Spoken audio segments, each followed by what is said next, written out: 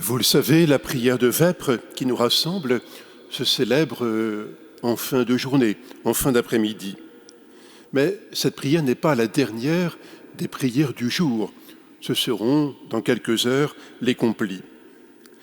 Je vois en cela comme une image de ce temps particulier que je vis, un au revoir, la fin de quelque chose, mais qui n'est pas une fin dernière, et surtout qui annonce une aurore nouvelle, puisque demain matin, il y aura la prière de l'Aude.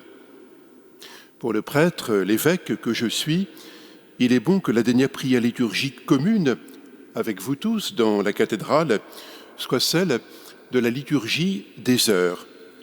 En effet, c'est ce à quoi je me suis engagé au jour de mon ordination, l'office.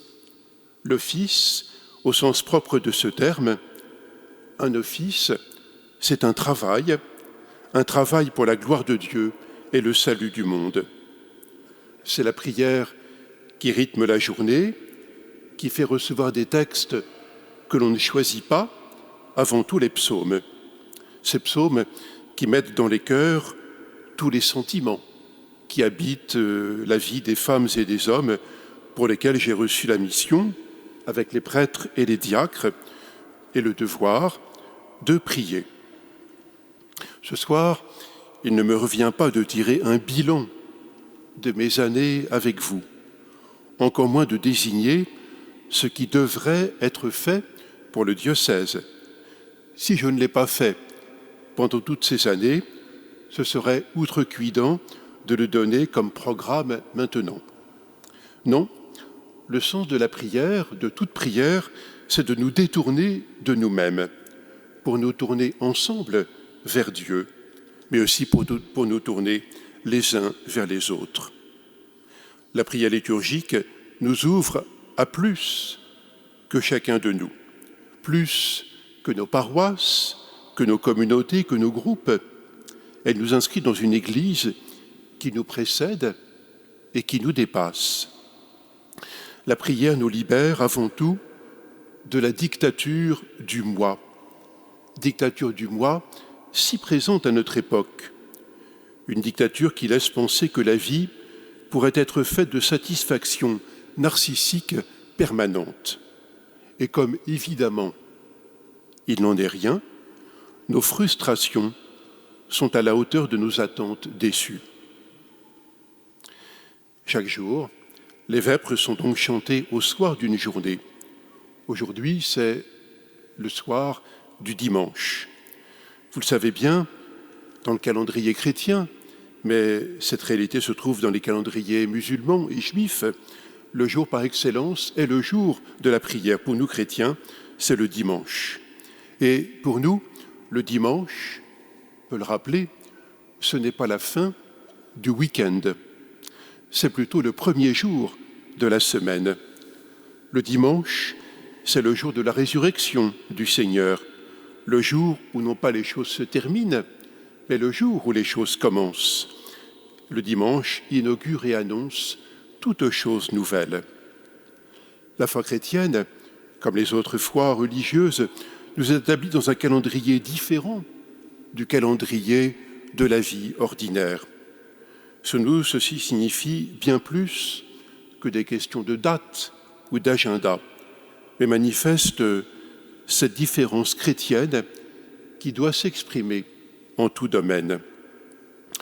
Lorsqu'il n'en est pas ainsi, l'Église devient un corps social qui dysfonctionne, parce que d'une part, elle n'a pas les usages d'un groupe normal, d'une entreprise, avec ses règles, et que d'autre part, elle s'occupe mal de choses qui ne sont pas spirituelles. Et puis, s'il n'y a pas cette différence chrétienne, non pas uniquement d'agenda, mais de foi et de sens de nos vies, nous demeurons inféodés à des histoires, des appartenances sociales ou familiales, qu'ils deviennent des absolus et que même l'Évangile ne remet pas en cause. La conséquence, c'est que le christianisme devient alors un moyen, comme une religion pourrait devenir un moyen au service d'autre chose qu'elle-même. Pour certains, le christianisme sera un outil de conservation de privilèges, de titres, d'habitudes, de caste sociale ou économique, de pouvoir religieux aussi. Pour d'autres, le christianisme sera un levier révolutionnaire qui sera oublié une fois qu'il aura servi la cause, quelle qu'elle soit. Non, l'Évangile n'a d'autre usage, d'autre utilité que lui-même.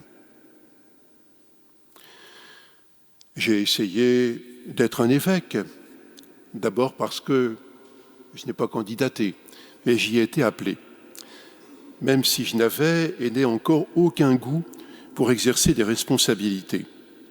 Parmi les figures bibliques, je me sens et me sais plus proche des sages, excusez du peu, que des rois. Mais j'appartiens à ces générations qui pensent que l'on vit plutôt par devoir que par goût. Et puis, célibataire, je n'ai guère d'attache sur cette terre. Mon espérance, c'est le royaume, même si mon devoir est de ne gaspiller ni ma vie, ni les dons que le Seigneur a pu me faire. J'ose alors reprendre les paroles de saint Paul. Pour moi, écrit l'apôtre, pour moi vivre, c'est le Christ, et mourir est un avantage. Mais si en vivant ce monde, j'arrive à faire un travail utile, je ne sais plus comment choisir. Je me sens pris entre les deux. Je désire partir pour être avec le Christ, car c'est bien préférable. Mais à cause de vous, demeurer en ce monde est encore plus nécessaire. Comme le dit l'Évangile, nous sommes des serviteurs, non pas des serviteurs inutiles, mais des serviteurs dont Dieu peut se dispenser. Pourtant, Dieu ne se dispense de quiconque. Il peut nous aider à comprendre que nous avons chacun, notre utilité, notre nécessité pour la vie du monde, pour la vie de l'Église. Or, combien de personnes, peut-être ici dans l'Assemblée, ne sont-elles pas renvoyées si souvent à leur inutilité? À combien de personnes ne laisse-t-on pas entendre qu'elles n'ont ni rôle, ni place, ni aucun prix? Qu'elles seraient une gêne, et même qu'elles seraient en trop. J'ai dit que je ne voulais pas ici faire de bilan, ni dresser la liste de ce qui a été bien ou mal fait. Je le pense cependant nécessaire, ce bilan. Mais ce n'est pas à moi de le faire, ni sans doute à vous. Il faut une extériorité pour cela. Lorsqu'une institution, l'actualité le montre, lorsqu'une institution, y compris l'Église, entend être son propre juge, ceci ne peut qu'engendrer non seulement des erreurs, mais aussi des fautes. Alors au sujet des évaluations, des bilans, je remarque d'ailleurs que lorsqu'il y a un changement d'évêque dans un diocèse, un audit est prévu, mais un audit financier. L'audit pastoral n'aurait-il aucune utilité? Bref, sans opérer moi-même cet audit, je souligne seulement, en écho à ce que je disais un peu plus haut, au sujet des personnes, que les structures sociales et parfois religieuses conduisent à penser qu'elles ne comptent pas vraiment, que ces personnes sont pourtant les premières auxquelles le Seigneur est attentif dans l'Évangile. De même pour nous, elles devraient être notre attention première. Or, les moyens de l'Église catholique se réduisant, la tentation, et pas seulement la tentation, mais aussi la pratique, conduit trop souvent à se recentrer sur ce qu'on peut appeler le cœur de métier. Je veux dire les choses religieuses. Certains d'ailleurs en sont fort aises. L'opium endort, mais aussi il apaise. Oh, une Église qui n'aurait pas pour attention première celles et ceux qui sont oubliés et négligés ne seraient guère fidèles à l'Évangile. Je le souhaite pour moi, je le souhaite pour nous tous. N'oublions jamais ceux qui souffrent, même si nous n'avons à leur donner qu'un verre d'eau, un sourire, une oreille un peu attentive. Dans un des livres importants, je crois, de cette rentrée littéraire, il est intitulé « La nuit s'ajoute à la nuit » d'Ananda Devi, je lis cette phrase. « Les puissants sont sourds, les faibles muets, les enfants meurent. »